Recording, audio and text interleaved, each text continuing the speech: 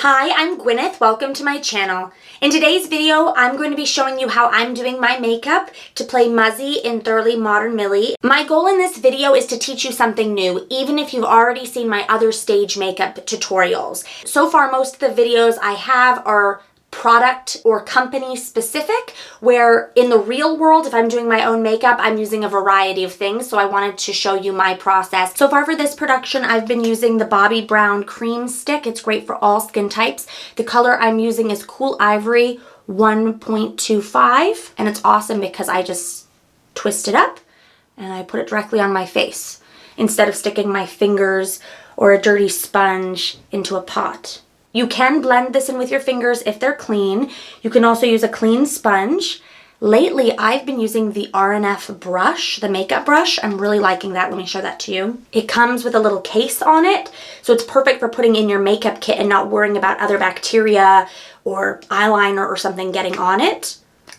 It's a nice dense brush, so even if you use liquid foundation, it doesn't seep into it and doesn't get wasted. You can clean this the way you'd clean any other makeup brush with soap and water or a makeup brush cleaner. Sometimes I just spritz it with some alcohol when I don't have time to do a full-on clean. It's good to use your ring finger when you're close to your eyes because it's the weakest of all your fingers and you want to be very gentle in this sensitive area. This is a cream palette you might recognize from my old age makeup video. It's a palette from the Makeup Designery and I customized it for myself for shows. I have two foundation colors in it, two concealer colors that are good for dark circles under my eyes and highlighting. And then these are two more concealers that have a green and yellow undertone that I can use on acne. And then these are two different shadow colors that I use for extreme contouring or age makeup. I like to keep this in my kit, and since I don't use it on clients, I can dip my brush directly into it and double dip. So I'll go into the green, I'll do some color correction. It's used to counteract the red tones in acne or broken capillaries around my nose. So I apply it and then I dab it to blend. And then I wipe off the excess and I use the more orangey color under the circles in my eye, under my eyes. This is a Bare Minerals powder concealer. It's called Well Rested and it's specifically formulated for under your eyes, but I actually sometimes use it on my zits as well. You can twist this top and then pour it out into the lid. And then for travel, you can twist it back and it doesn't spill. I have this brush. I like it because it stands straight up in my kit like this, and so it doesn't get mixed in with other things. And I'm using Bare Minerals Pro Pressed Powder Dawn number 2, and I set my whole face with it. It's important to set your cream makeup before you apply powder because it will grab really strong and be hard to blend if you don't set it with powder first. Because you're applying something dry to something wet, it gets sticky and it's hard to work with. It's not blendable. This is a little Z palette that I have made up with a couple different blush colors from Mud, the highlight and contour color from Mud. Now this highlight does have a little shimmer in it, which you have to be careful about using shimmer on stage because it can make it look like you're sweaty. For this look, I'm using primarily this brown and this brown in my crease, and then for my eyelid and right underneath my brow bone, I'm using this highlight color and this Mary Kay, I think it's called Moonstone or something light. This is a great brush for using in your crease.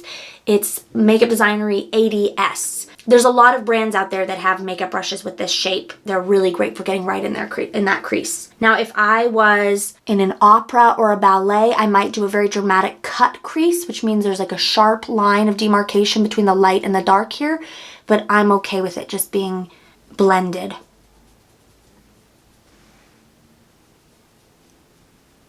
I don't go too far in with the dark because my eyes will just look really close together. So I start the dark around here and have it go out. And then I use this brush, Mud 300, for the light color right on my brow bone. I have a lot more control with it because it's stiff and short bristles. This is a MAC brush. It's generally used for the crease because of this angle here. It's 275. I'm going to be using it on my eyelids, mixing the highlight color, the two highlight colors I have, just on my lid. So there it is, you can see, light, medium, light. or dark, but I'm not going super dark with this look. Something I haven't mentioned yet is why is my hair like this? Well, it's prepped for a wig with braids flat against my head. A lot of people with really thick hair can't do this. They have to use pin curls. I have a whole other video about wig prep. But the reason I'm bringing that up now, that just crossed my mind, is I'm about to do my eyebrows. Now, you'll need to use a color that matches your wig. So let's say my wig was going to be black. I can't just use a blonde eyebrow color. I need to use a darker eyebrow color. Not necessarily black, but something darker. This is Ardell Medium Brown Brow Pomade. And it comes with one of these brushes, which is great. This side for combing them, and this side is a nice angle brush for placing the color. And I find it really easy to work with. I have a platinum blonde wig, so I'm going with a light brown or taupe type color. This looks good with a blonde and still shows up on stage, because if I was just using a light blonde eyebrow color, it wouldn't really show up at all. Since Thoroughly Modern Millie takes place in the 1920s, I'm going to extend the eyebrow down a little bit in the outer corner to give it that sad, well, they called it a sad eyebrow. That was popular in the 20s and 30s. We don't want to go too sad. Okay, eyelashes. I don't always recommend going for the big dramatic eyelashes. I mean, what if you are in a show that takes place in the Victorian era? You don't need to look crazy. Since my character is Muzzy, who is a rich showgirl with a lot of sparkle and pizzazz, I'm going for the Wispies by Ardell. I like the way they look on my eye shape. I do customize them to fit my eyes. I always cut a little bit so they're not so long, because if they're too long, they just weigh your eyes down if they're too long this way. Also, they poke and they itch more, and I'd rather not be distracted by my eyelashes when I'm performing. Now, this is one of the areas where stage makeup drastically differs from everyday makeup. Normally, if you're wearing fake lashes, you want them to blend in with your natural lashes as much as you possibly can. So you want to put them right along your lash line, like this. But with stage makeup, you can actually have them above your natural lash line. Not by a ton. What I tend to do is I have the inner corner touch the lash line and then have the outer corner go above it. And I make sure they're pushed up so they dry in an upward position, so they're really wah. Then I do the eyeliner afterward and follow the lash line on top and do a little wing if I feel like it. In real everyday makeup, you want to do some eyeliner first so that there's no gap between your real lash line and the fake lash line. That's really important. Also, you can put a ton of mascara on your actual eyes so that they smush into the fake lashes so they blend. I don't like to do a ton of mascara because I think it's redundant, but also because it makes the lashes dirtier quicker, and they're harder. They don't last as long if you get a ton of mascara caked in and you have to thoroughly clean them. Of course, you want to spritz them with some alcohol so you're not getting bacteria when you're reapplying and using lashes you've already used, but you don't want to be like removing tons of caked on mascara, because that's a lot of work and it damages the lashes. They don't last as long. I've been using this Duo Lash Quickset Strip Lash Adhesive White Clear. It's fun because you don't have to squeeze it out and you don't have to worry about wasting it. You can just, there's this little applicator thing here, and I apply it directly to the lash. Like that. Now, some people don't feel comfortable using their fingers, so they use tweezers. The tweezer holds the lash and they apply it. I just use my fingers. So generally you want to let it dry a little bit first and get tacky, so that once you put it down, it stays in place. So you can see how it's not quite touching in this outer corner, but it is touching on the inner corner. There. Do not blow on it because you're putting your bacteria on it. You just want to shake it like this, because even if it is your own bacteria, you can still get an eye infection. And then you don't touch them and let them dry. So while I let these dry, I double check that the eyebrows look good with the eyelashes. Pretty good.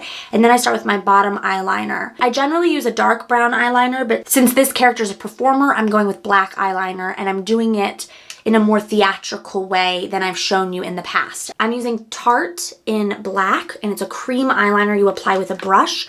I alternate between a pointed brush like this and an angle brush. Instead of following along my lash line, I'm going to follow the lash line here and then go straight out like this.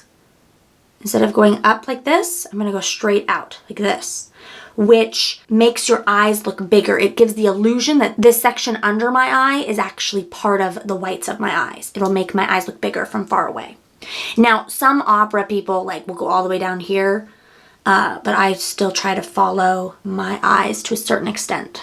And again, this is not a product I use on clients, so I dip directly in.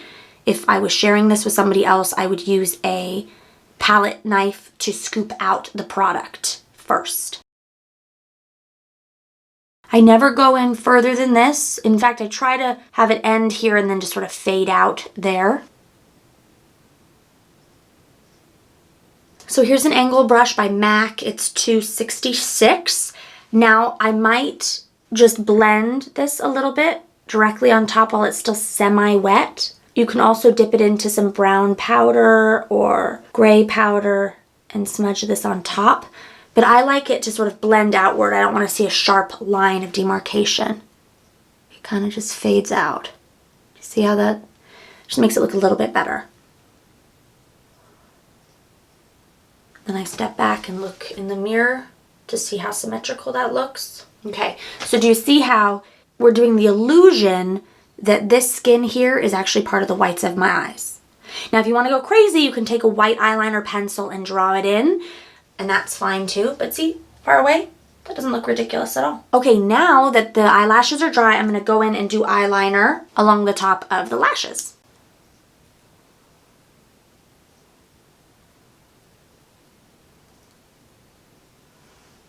Now, if I was using, a liquid, I would have to swipe it on in a perfect swipe. But since this is cream, it's a little bit blendable and movable. So you saw I didn't just do it in one sweep and have it perfect. I mean, I can do that if I have to, but with this product, I'm able to blend. So down here in the center, I like it to be very thin in the inner corners, and then it can get a little thicker on the outer corners. I have the angle brush again, which sometimes I use to blend it out a little.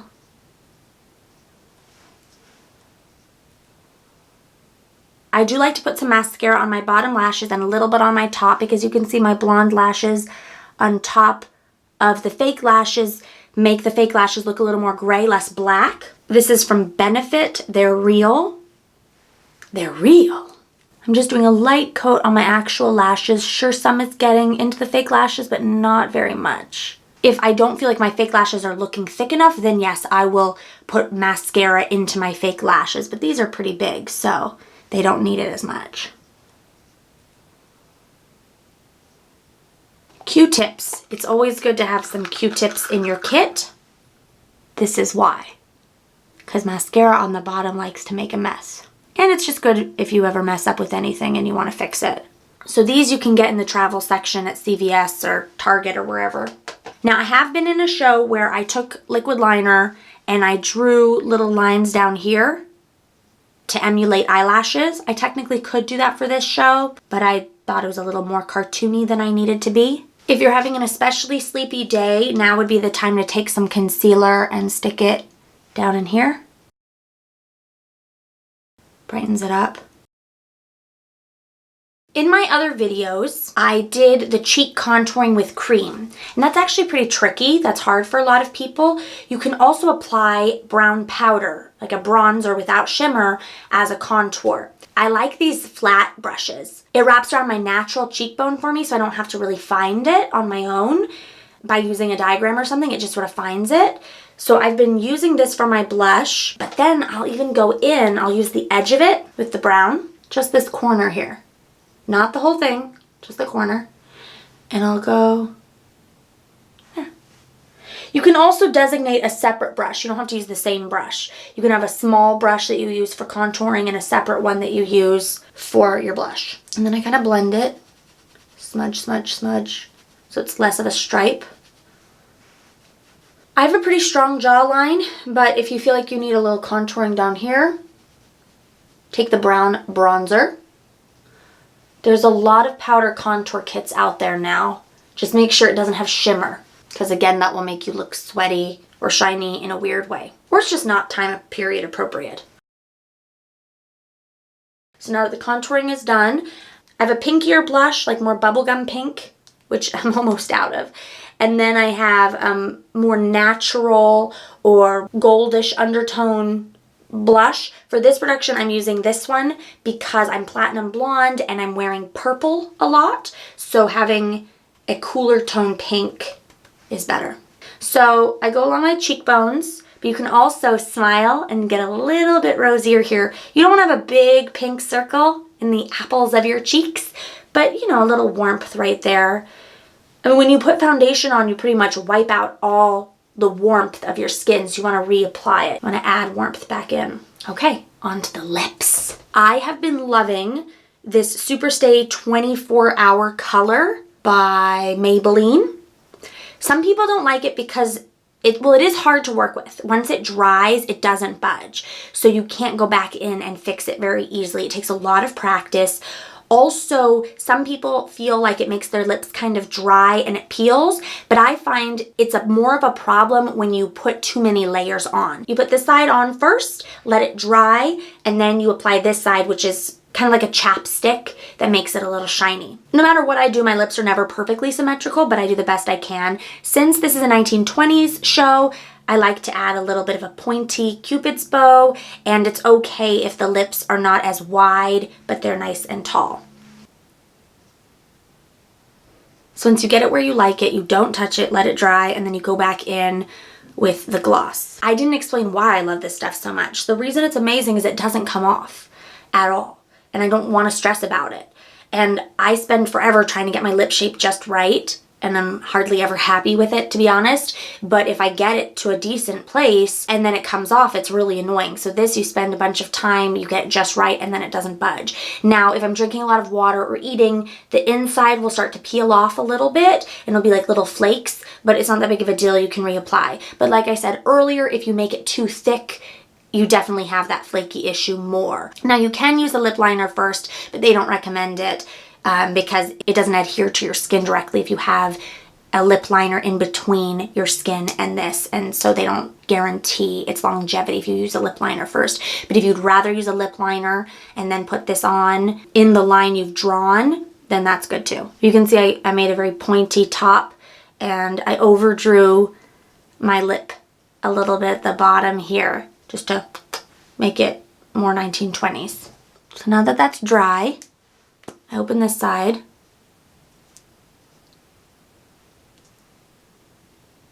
You see it doesn't go anywhere. See? Stuck. Not budging. Kiss proof, eat proof, life proof. Love it. Since this lipstick does not budge, you want to use an eye makeup remover or a makeup remover wipe, or they also sell this Superstay Eraser, which was made by Maybelline for this product. So if you want to use this as a remover, great, but if you want it for cleanup and then you reapply, it's not going to stick quite as well. So that's how I do my makeup. I'm going to take some selfies at the theater with my wig on so you can see the full effect. This is how you can do quote-unquote basic stage makeup. I mean, it's not that basic. We've got eyelashes, we've got a lot of techniques I'm throwing at you, but you may find that this is helpful for you in your show. I would recommend this for cabaret, for an opera, for a ballet. Of course, you want to listen to your director and costumer and makeup designer if they have a specific color they want you to use, but these techniques are good for stage in general. I hope you found it educational and somewhat entertaining. Please consider subscribing to my channel. I know you're sick of everybody asking you to do that, but it's really helpful, especially for a small channel like mine that's just beginning to grow. I really appreciate your love and support. So thank you so much. Feel free to write in the comments if you have any questions or thoughts, if you have suggestions for future videos, theatrical or Halloween makeup and hair. Thank you so much. Bye.